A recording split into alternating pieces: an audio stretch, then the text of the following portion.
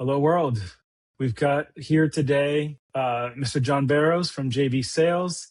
We're honored to have him in this ERC podcast where we help small to medium-sized businesses either grow their top line or be more efficient with their operations. For those that are not in the 500,000 followers of John on LinkedIn and don't know who he is, he's built his career from the ground up. He started by making 400 cold calls a week as an SDR. He was able to scale a startup, became the VP of sales, and then through an acquisition by Staples, and then started his own company. As the founder and CEO of JB Sales, he spent over 25 years advising and training sales organizations at top-tier companies like Salesforce, LinkedIn, Google, and Amazon. I think a line you say, John, is that you've gone through every, Salesforce sales rep over a 10-year period. I trained every rep. Yeah, I trained every rep between 2010 to 2018. I've trained almost every rep at Salesforce. So it's a fun rep. So you actually hit the limit on how many LinkedIn connections you can have. So he's also the host of the Make It Happen Monday podcast, the author of I Want to Be in Sales When I Grow Up, which I think you co-wrote with your daughter.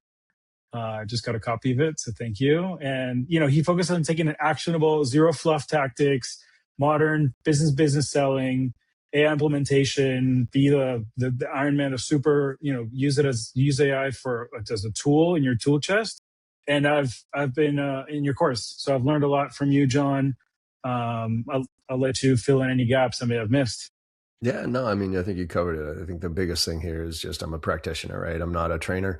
I mean, yes, I train, but I'm more out there selling every day, just like everybody else out there. And, small business is my thing. I'm a 2-person show. I did get my company up to about 20 employees and about 6 million, and then got kicked in the teeth in 2023 when the tech market crashed and went down to zero and had to start all over again. And I've had to do that probably 3 or 4 times in my career. And I attribute a lot of the skills that I've learned through my training and also what I do to help me stay relevant and stay relevant in this marketplace. Because if you don't know how to sell right now, it's a brutal marketplace. And small business owners, the founder-led sales is one of the bigger challenges that I see of founders who start businesses and they're the product and effectively can't get out of their own way. And so I work with a lot of founders, small businesses, but also some of the big, huge organizations to train their sales organizations too. No, that's been great. And I think the staying relevant is huge, John. I actually spoke with someone who went through your training. He was a LinkedIn rep, and he had mentioned that John is the textbook salesperson. And this was in 2012 or something, maybe 2016. But I've only met you over the last year, and you're knowing how to use AI, how to leverage it, how to use LinkedIn today. I'm sure LinkedIn today wasn't what it was 10 years ago. So maybe for that first question, with LinkedIn changing, how can someone who's maybe in the trades or usually just leans on their local network leverage LinkedIn to get their next round of sales?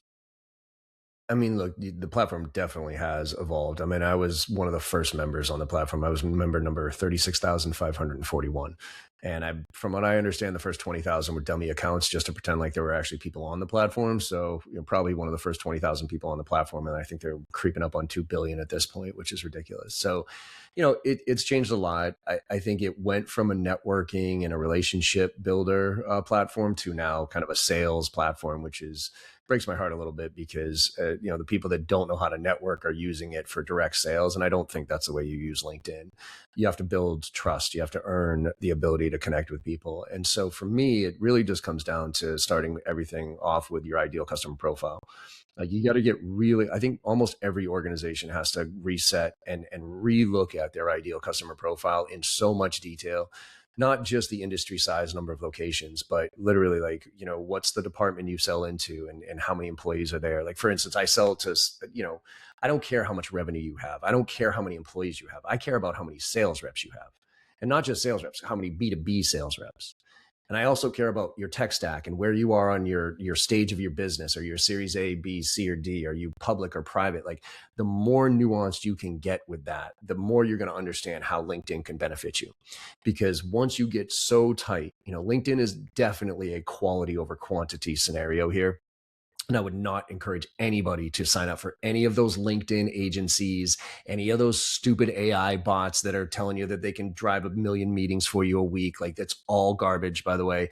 And LinkedIn is very protective of their algorithm and their APIs. And so if they catch you using a third-party tool, they will kick you off the platform, and it'll be really hard to get back on. And so if you start with getting so tight on your ideal customer profile, then you can go into LinkedIn and set up like safe searches, right? Where you, based on that demographic criteria, you can go in and look at, okay, I want to set up a list of everybody that fits that exact profile. Then you can give it even more nuance with, like, you know, certain components of safe searches, like, are you 1x connected to them? Right. And that, because those people, you want to find people who are closest to at least knowing who you are. Because right now, cold anything is almost damn near impossible. You got to find people who are familiar with you, familiar with your brand, familiar with your company in some way, shape, or form. And so there's toggles on those saved searches where you can look at people who are 1x connected to you, people who, excuse me, people have posted on LinkedIn within the past 28 days, which means they're active on the platform. So when you set up that list, then you see how many people are in your addressable market. And quite frankly, if you're in some of these industries where there's only like 5 or 6 people that fit on that profile and they're not very active, well, then LinkedIn's probably not your thing. You know what I mean? Like, I wouldn't wait people like, oh, I got to be on LinkedIn. No, you don't. Not if your clients aren't on LinkedIn.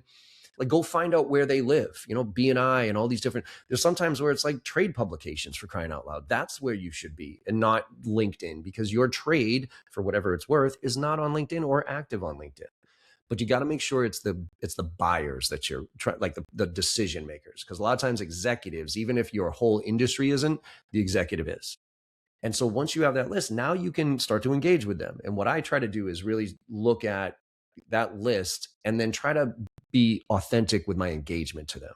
So I follow their posts, and I try to make, you know, real meaningful comments on their posts, ask a question, something like that. And when I ask a question, or I can put a meaningful post on somebody's comment, or comment on somebody's post, that's when I connect with them, right? So I send the connection. And I say something like, hey, Joe, I saw your recent post about whatever. I thought it was really cool. I'd love to see some more of your stuff in my feed. No sales pitch at all. If you come with a pitch, if you connect with somebody, or like comment on somebody and then immediately connect and pitch them, there's no way they'll accept your connection. So you just kind of do that soft, and then you nurture, right? You know, keep following them, right? And then maybe, just maybe, hopefully you're 1x connected to them, you know, they'll accept that connection. Then go do research on their website. Go find a reason to reach out to them that is legitimate, of like some trigger event. Hey, I saw you open up this. I've been following you for a while now. Noticed that happened. Would love to chat. And then you can even go back on LinkedIn and do a video. And that's where I'm seeing a lot of success, actually, in native in the LinkedIn platform. You can only do it on your phone, and you can only do it if you're 1x connected to somebody. But if you and I are 1x connected, instead of me typing you a little message, I can actually like light up a video and be like, hey, Joe, what's going on, man? You know, I noticed your post a couple of weeks ago, and I've been following you ever since. And I noticed recently here on LinkedIn, you guys are actually hiring a bunch of people. Would love to chat with you because my training actually aligns with that. Let me know if you'd be open to a call.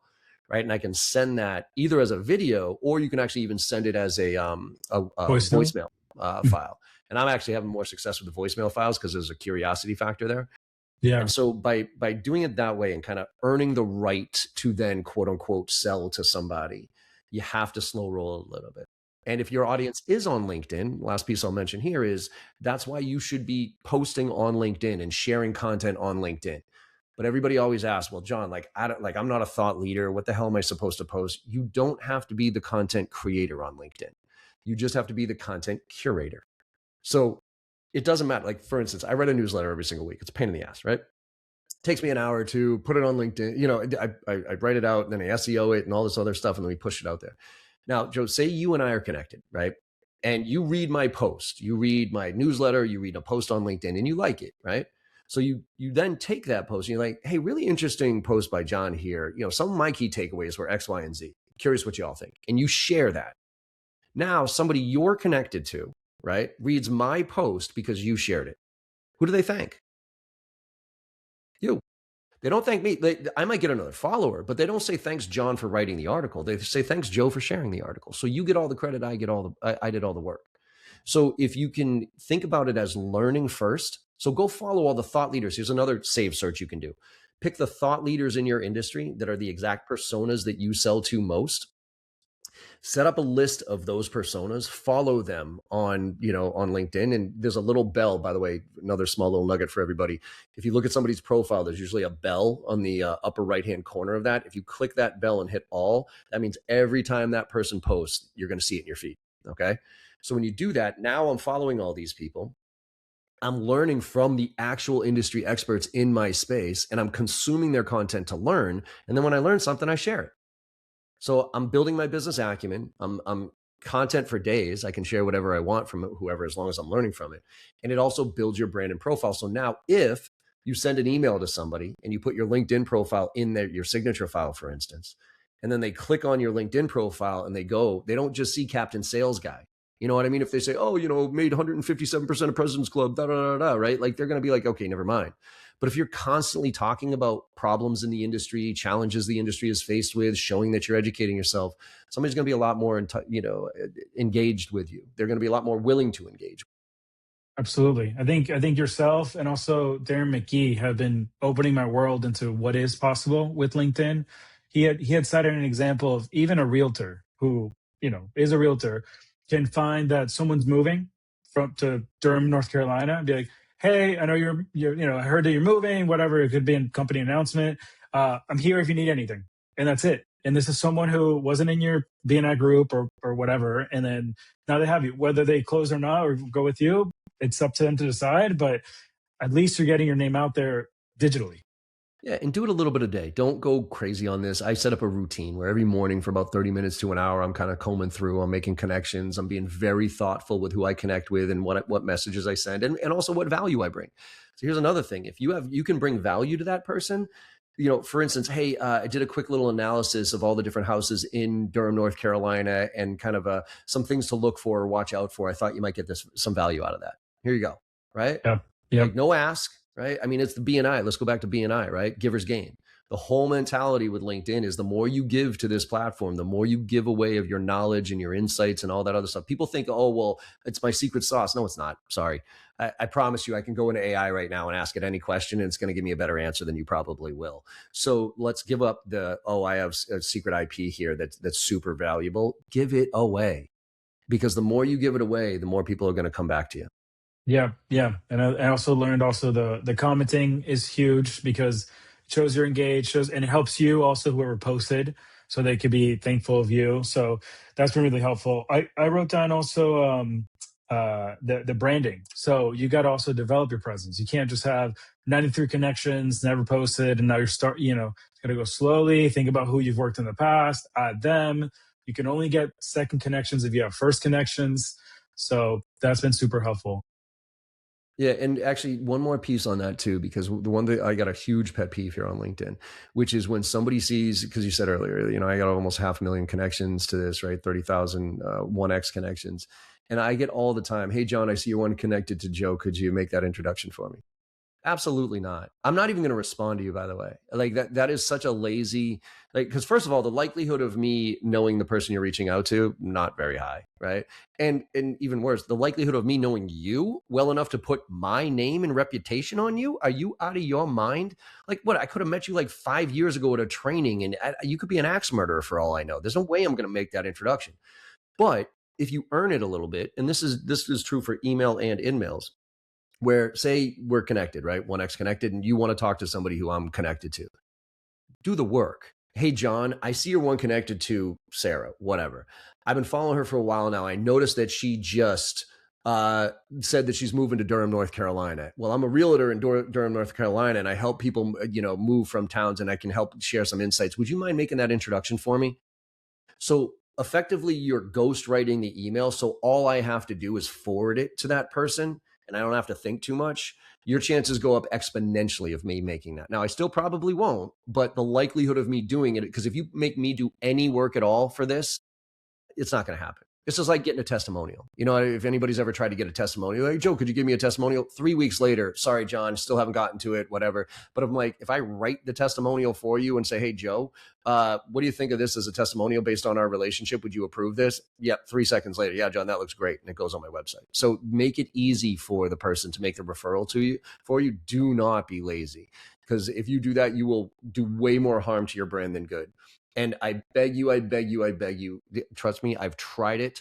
Do not mass blast your LinkedIn audience for anything. I don't care if it's a webinar that you have coming up. I don't care if it's just a nice little, hey, everybody, it will not work. You won't get a ton of engagement, and you'll start to hurt your algorithm and your chance of actually. Yeah, no, that's helpful, John. And to double down on the quality. So again, for these in-person stuff, Chamber of Commerce, you see people, so you develop somewhat of a personal relationship.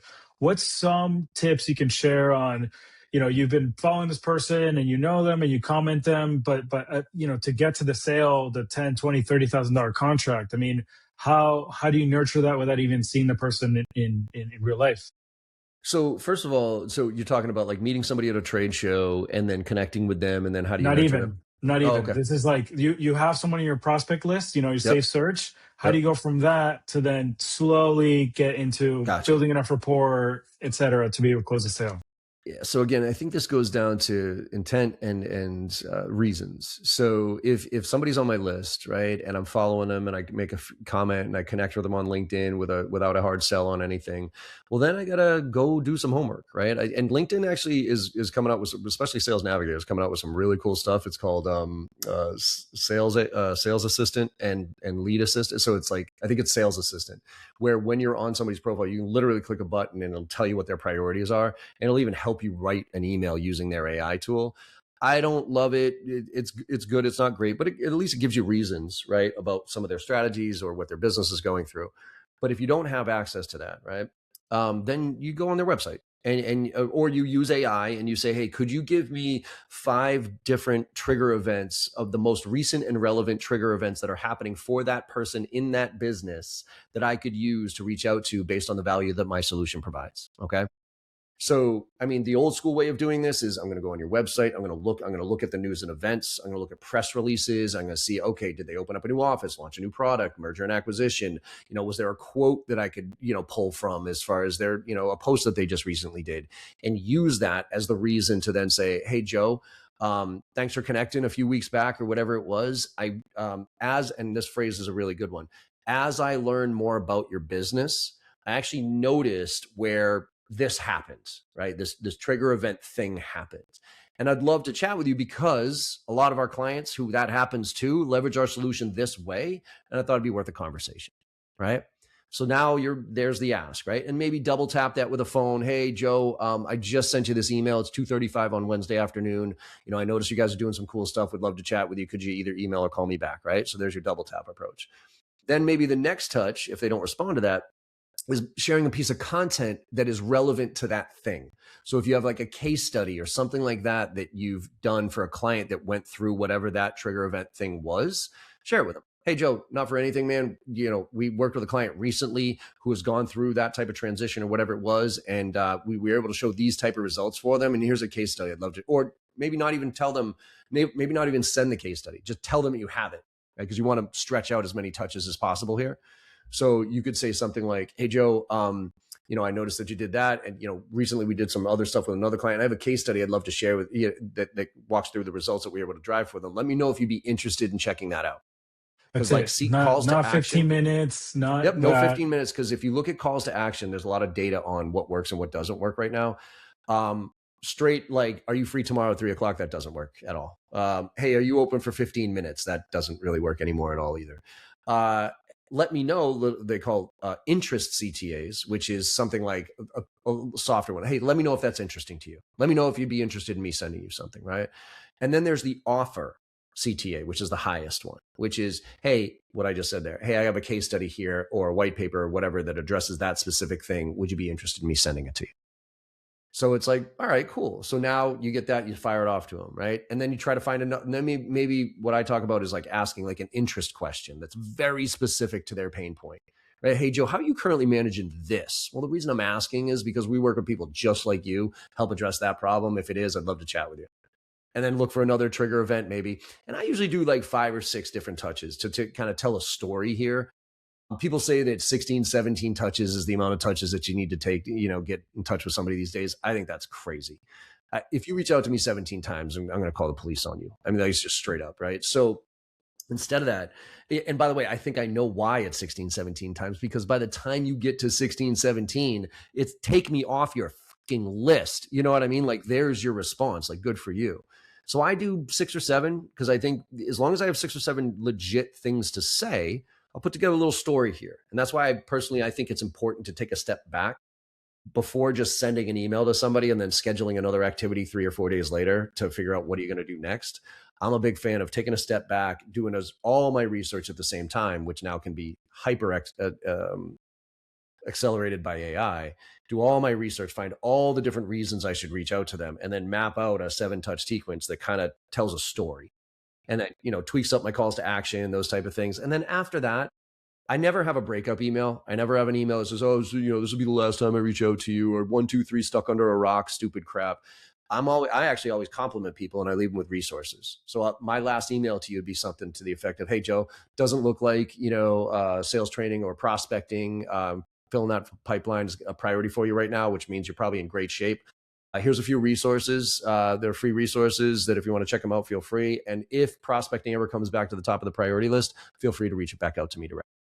And then I let it go. Now, one more piece to this. I'm still going to track you. I'm still going to follow you on the social listening tools and all that other stuff, because if something then happens a week later, a month later, where something new happens, well, now I'm coming right back at you. Hey, Joe, I've been keeping myself updated. Notice that just happened. I wanted to re-engage here because we actually helped solve that problem too. Right. And then worst case scenario, what some people can do is, on your last email, if you have like a newsletter or something like that, to try to get into some type of nurture campaign, so you're not the one always having to pay attention to it. If you have a newsletter, you can put that in your last email and be like, by the way, I send out a newsletter on a weekly basis with tips and stuff around these things. So if you wanted to sign up for that, you can. If they sign up for that, now you can just lay off and just see, now you're in front of them every single week, right? And then you can pay attention. So and it's a process. Let that simmer, on a more passive. Yeah. That's great. That's great. You keep the door open. Recently I had someone who I was chasing for like 3 months and nothing. And then I called him the other day. Like, I'm so glad you called. And I was like, wow. Like, yep. It was a pleasant surprise. Okay. So this is super great. So I guess do you see a similar parallel to when you're looking for a job, you need your resume to get the interview, but once you interview, you're in the pipeline, similar to like all this legwork to be able to build a rapport, to be able to get to that like first call, and then now that changes, and then now you're in a different path? Or do you still see it? You're still in, just because you have the call doesn't mean anything changes really. I mean, yes, and right now, if you have a call with somebody and you get a chance to go through a discovery process and understand what their situation, and there's a whole different approach that I use to prepping for discovery calls, so I can make sure that I understand the needs and gather the right information. But obviously, if that discovery call leads to, the number one thing, by the way, number one thing that you can get at any stage of the sales process that's going to tell you this is a real deal is a defined next step scheduled on the calendar. Okay. So if you don't get and you got to get comfortable with it. You and I have talked about this, right? I even do this at trade shows. When I'm at a trade show and I'm sitting at a booth and somebody comes up, problem most reps have is they just throw up all over the person. And then they're like, oh, so there's, first of all, they oversell at the trade show, right? So now there's really nothing to follow up with. So that's why the client ghosts after that. And they leave the follow-up to, oh, okay, I'll send you an email and we can touch base next week. And that'll never happen because they got 800 other emails in their inbox. Hey, it was great meeting you at yesterday's trade show. I'd love to talk to you about your priorities, right? So what I do is, come up to the trade show. Hey, Joe, what's up, man? Like, what do you look? Well, what do you guys do? And I use that as a moment of qualification. I don't just blurt into my elevator pitch. I go, oh, well, Joe, we do a lot of different things here. So let me ask real quick here. What company do you work? What type of company do you work for? And how many employees are in that company, by the way? And what's your role within that company? Okay, so for people like you and your role in companies like that, this is what we do, right? It's hyper-focused, right? And then is that something that'd be interesting? Well, yeah, okay, cool. Well, you know what? Why don't we do this? Looks like there's some more for us to talk about here. Why don't we schedule some time next week where we can actually go get into some detail on this? Do you have your phone in front of you? Do you have your phone on you? And I literally make it that awkward because I know your phone's on you. And I know you have your calendar on your phone. So I'll say, do you have your phone on you? So we can just schedule a time. And the people that pick it out, right? I put the calendar, and I'll literally send them the invite right there to make, did you get it? Could you do me a favor to accept it? Awesome. right? And then afterwards, I'll send them a quick little, hey, Joe, great meeting you today. Ideally highlight something that we got out of the conversation. Can't wait for this call next week. And then I'll send you a prep meeting, for that meeting as well. So that's on a trade show. On a call, once I go through this process and get somebody on a call, similar thing. After, I go through discovery, try to find out everything that they need, try to find the pain, the problem, the impact, all that fun stuff. And then at the end, I don't let you say, okay, John, why don't you send me information? We'll follow up in a couple of weeks, right? That's the death, like, see you later. You'll basically, your zero response rate after that. So I'll say, hey, Joe, great. Happy to follow up with you next week. Do you have your, you have your calendar on you? Do you have your calendar in front of you? And again, if they say no to that, while you're on a Zoom call with them, they are blatantly lying to your face. So you probably didn't have the deal in the first place. But they're like, yeah, I got it. Okay, great. Why don't we throw something on the calendar now? And I go through this talk track. Why don't we throw something on the calendar now? If we have to reschedule, we can, but this way we don't have to play chase. So I give you multiple outs. If we need to reschedule, we can, but this way we don't have to play chase. Letting you know we're going to play chase. And I'm better at it than you are, by the way. You're getting paid. Yeah, I get paid to stalk people like you. You don't get paid to avoid people like me. So eventually I'm going to get through and it's going to get weird, right? I don't say that, but my point is that next step is everything as far as the sales process is concerned. Because now, does that on the calendar guarantee that they're going to show up? Absolutely not. There's some other things that you can do to make sure that they do show up for that meeting that I talk about a lot, but at least it gives you a chance. Because even if somebody is dead serious about following up with you, if it is not, my experience, if it is not on the calendar, it does not happen. And so then now let's go to your question about, like, how do you nurture after that discovery? If the discovery meeting isn't a now thing, it's like, good, you look like a good profile, but it's just not a priority for us right now. Let's touch base in a couple of months or something like that. You still want to nurture them. So I actually ask sometimes, hey, Joe, happy to follow up in a couple of months here. Just so I don't become annoying here, is there any type of content that if I come across, because I do a lot of research in the industry and come across a lot of periodicals and try to stay up to date as possible. Is there any type of information that if I come across, you might get value out of it?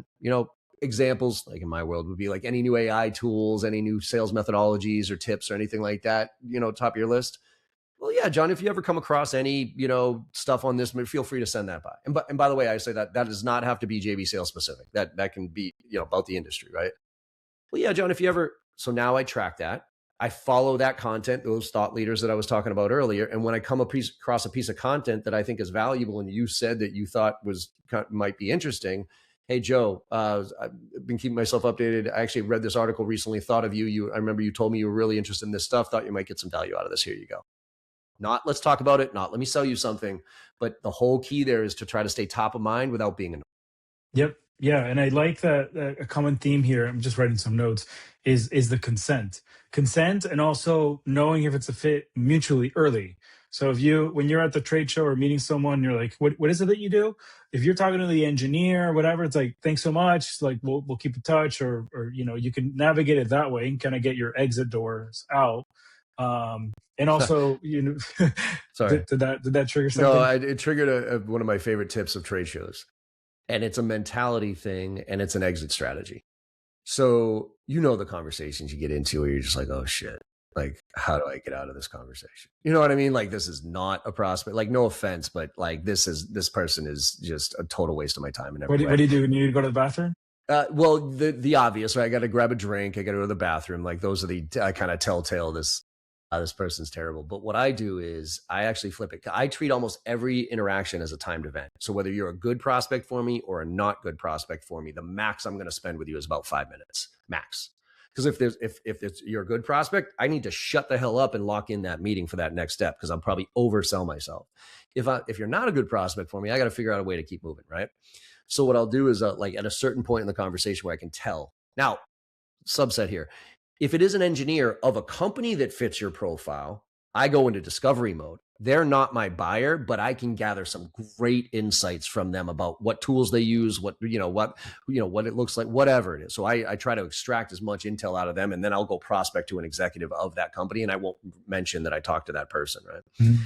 But if it's like in one of those conversations where it's just like, oh God, how do I get out of this? What I'll say is like, hey, Joe, just let me ask you, who are you here to meet? Mm-hmm. Right? And you'll tell me, well, John, I really want to meet these type. Oh, yeah, I'm sure you're here to meet as many people as I am, right? Like who's the profile of the person you want to meet here?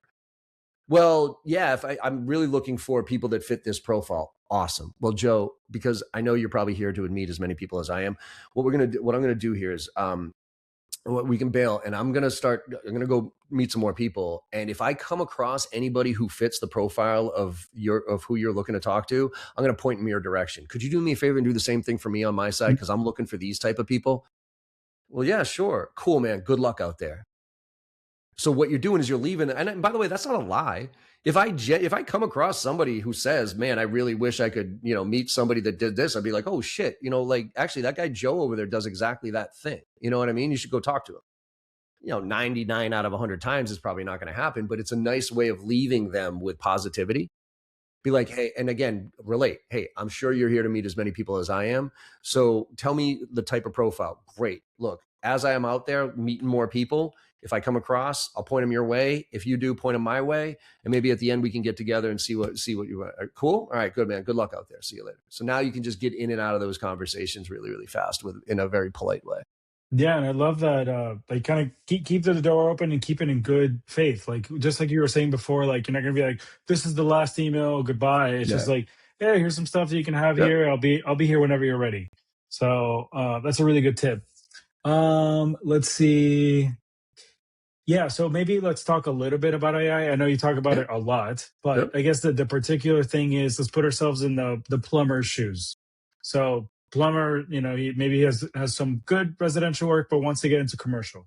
So he's like, okay, let me think about some buildings that are in my area. Maybe he goes in sales nav and filters by number of employees. I could give him an idea of the size of the building. How can, I don't know, Paul the plumber now leverage some AI into his 30-minute, 1 hour every day to prospect? Well, I think there's a lot more than they can do with AI than just prospect. I think the biggest thing I would say is just start using it. Period. Like pick your platform. I don't care which one it is. ChatGPT, Claude. I'm a Claude co-work person. Like it's absolutely bananas to me. But just pick one and start to feed it information about you. And that question that you just asked is a great question to ask ChatGPT. It's a great question to ask Claude, quite frankly, right? But it's like, hey, ask me 10 questions about my industry, what I do to help me personalize this and help you, so you can help me as a strategist, right?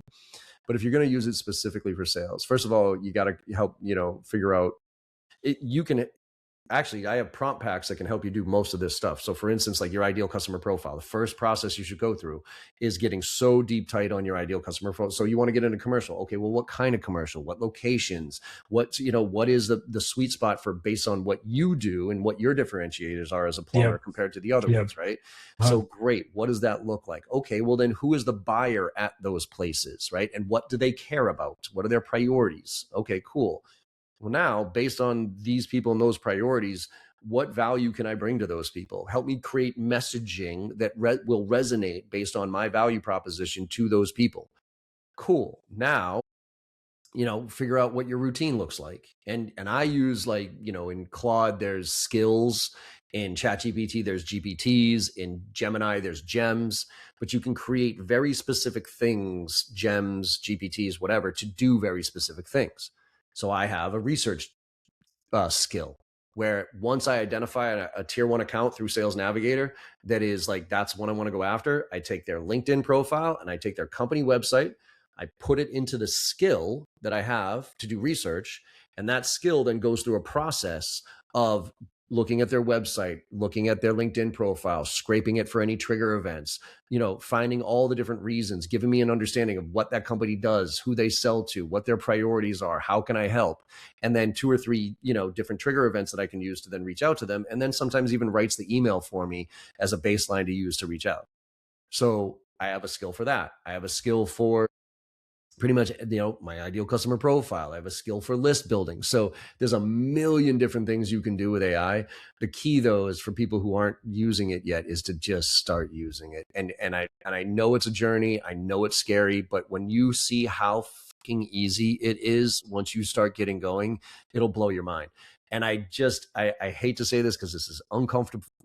It's uncomfortable for me, both from an environmental impact standpoint and also an IP standpoint. I'll address the IP standpoint. Nothing's good luck protecting anything at this point. If you think whatever you have within your organization is special in some way, shape, or form, you're wrong. You're just wrong. And the easy way to prove this is to go into ChatGPT, go into whatever, and act like and pretend like you're a potential customer for your business. So what I would do is I'd go into ChatGPT and say, I'm a VP of sales of a 50-person sales team. I have 20 SDRs. I have 30 AEs. And I'm looking at the JB sales training. Tell me what I need to know. How does he compare against the other top 3 vendors on G2 Crowd? What are some of his special, unique features of what he does? What are the pros and cons of his training? Does his training align with my strategy and my business? And do I even need it? And when you realize in a 5-minute conversation with one of these LLMs that you get more value out of 95% of sales reps who are just going to sit there and drone through stupid questions and a generic demo, you realize how in trouble we are as sales professionals. The good news is that if you go through that process, you can see the gaps of what AI does or doesn't know about you. And there's a stat out there that just came from Gartner that talked about how 67% of B2B buyers do not want to interact with a sales rep. They want a rep-free experience, okay? But the good news here is 69% say that they use AI, but they then want to talk to a sales rep to validate what they learned from AI. So they still don't trust AI, but they're using it now more than ever to get to that last mile, and then they want to talk to a human. So you need to know what your AI presence is. So when somebody's searching on these LLMs, what is it saying about your business? And that is either from a marketing standpoint you have to address, right? So there's this whole AEO strategy about how to get searched, right? All that fun stuff, which I'm going through myself. And then there's what is it saying, right? Like, what is it saying? Because if you look at it and you're like, holy shit, like, this answers every single question that I would usually answer in a sales call. Well, then you got to figure out where your value is. Yeah. Right. And so I think it's jump in.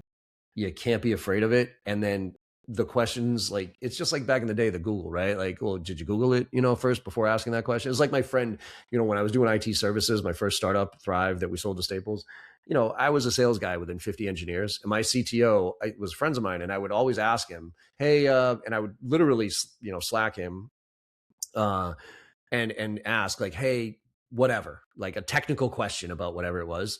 And then, he'd wait a minute and then he'd give me an answer. Oh, cool. Thank you. Right. And eventually he said, John, do you know what I do every time you Slack me a question? Put it into Google. Because I literally copy, paste it, put it into Google, and I then wait a few minutes to make it look like I thought of something, and then I give it back to you. That's it. That's all I do. I'm like, really? He's like, yeah. Oh, shit. So AI is that times a million. Yeah. Yeah. A few things came up while you were mentioning that. One is, once you get the responses from the LLM on how you're doing, that could help you with your SEO or AEO to be like, dang, I'm missing these keywords. So that's super, super great. Also, I had a really incredible moment with Claude this past week. So I don't know if you were offered this, but they offered me $100 in credits for Fable, because they took it off.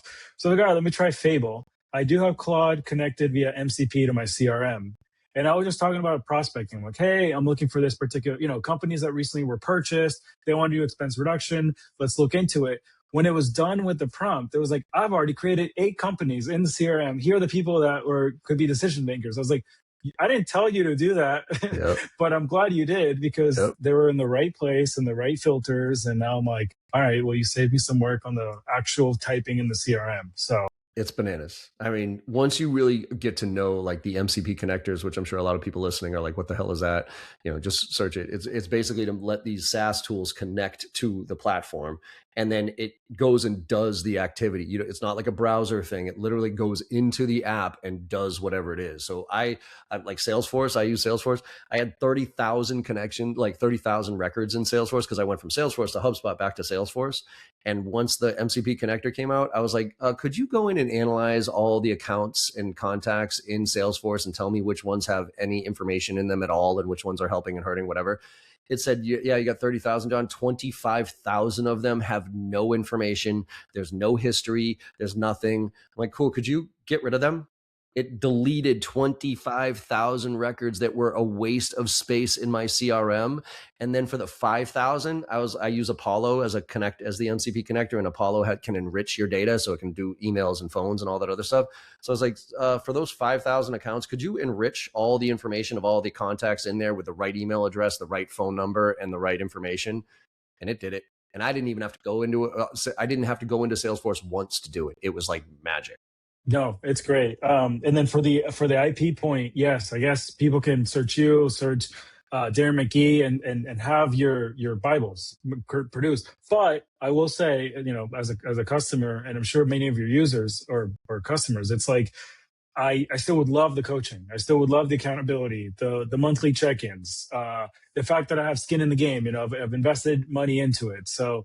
I don't think that's going away yet. You have some job stability there. We'll see how long it lasts. But yeah, no, I think there's as humans, we're always going to want to talk to humans at some point. But for people that think that, yes, humans are always going to, only if they're valuable, only if the conversation is valuable. If the conversation isn't valuable, I'd rather talk to an AI. Yeah. And maybe like one thing to kind of spark people's butts is, if you're not the plumber that is prospecting and messaging and finding the buildings, you may lose that business to those who are. Yep. So absolutely. Sign up to JB. We can wrap up here. Sign up to JB Sales. The 69%, that was in his newsletter. So his newsletter is free and it's super insightful. I do want to give you a couple minutes to tell people how to find you, what offerings you have now, and yeah. Appreciate it. Yeah. So easiest way is jbarrows.com. So the letter J, BARROWS.com. That's where you'll find in the resources section, my YouTube channel, my Instagram, my LinkedIn, newsletter, all the fun stuff. So there's a ton of free content out there. If anybody does have a few bucks and wants to jump into the membership, it's about $500, $497. You get every single thing that I've done, every training that I've ever given to Salesforce, LinkedIn, all those companies, and everything I use as a small business owner to run my own business and create my own engine here. And again, it's a practitioner, so I'm constantly updating it and figuring out what's working and what's not. And so, and then I do have kind of a elite coaching program for individuals or business owners that are really want a little bit more of the hands-on, right? Where I sit down with them with 8, direct sessions, one-on-one, where we talk through their issues and I share all the AI stuff that I'm working on so they can build their own operating system internally. So. Excellent. You also do group stuff, right? For VP of sales, if they want to do in person or virtual for 50. Oh yeah, for folks. the big accounts. Yeah, for like the corporate accounts. Like if you got 15 or so or 20 reps or more, we can come in and do full programs. That's kind of the moneymaker on my end, is working with bigger, mid-market enterprise, where 20, 30, 50 reps at a time. I'm walking them through the whole program on filling the funnel or driving a close, negotiations, pretty much anything that covers all aspects of the sales process. And the cool thing now is I can customize anything with AI to your business. Whereas before it used to kind of be like, here's the package and I'll tweak them a little bit. Now it's like, all right, what do you need? What's the problem? How can I build this for you? And then how can you run it internally on your end? Excellent. And a live testimonial. JB has been amazing. I came from an engineering and product management background, and he's helped me with the fundamentals of sales. So thanks, John. Thanks for joining, man. I appreciate it. Thanks. So we just heard from John Barrows on the importance of being diligent and really honing in on successful tips on sales. Again, he's industry leader, industry expert, walking textbook, but also applying the new tools that are at our disposal to supercharge us and make us like Jarvis and make us like Iron Man. So really love speaking with him, and hopefully you got value out of it as well. Thanks.